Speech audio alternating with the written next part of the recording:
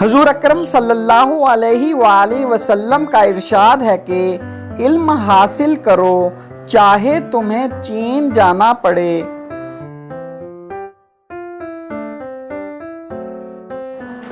علم گلستان میں خوشبو کی طرح ہے، اسے گلستان سے محدود نہ رکھو بلکہ اس کی خوشبو ساری دنیا میں پھیلاؤ۔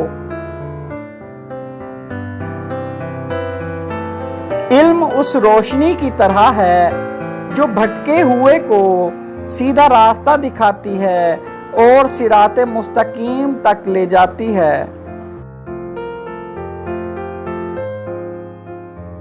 حضرت علی رضی اللہ تعالی عنہ فرماتے ہیں کہ جس نے علم حاصل نہ کیا وہ یتیم ہے۔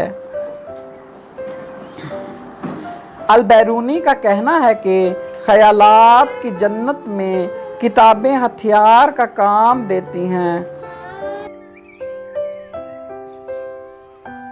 حضرت داتا گنج بخش رحمت اللہ علیہ فرماتے ہیں کہ اے عزیز علم پڑھ، علم سیکھ، علم پر عمل کر۔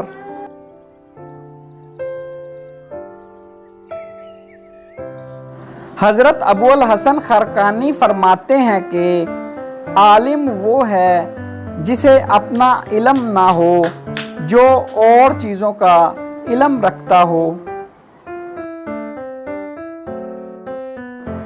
حضرت ابو الحسن خرقانی رحمت اللہ علیہ فرماتے ہیں کہ علم سے زیادہ مفید یہ ہے کہ تم اس پر عمل کرو، اور سب سے اچھا علم وہ ہے جو تم پر فرض ہے۔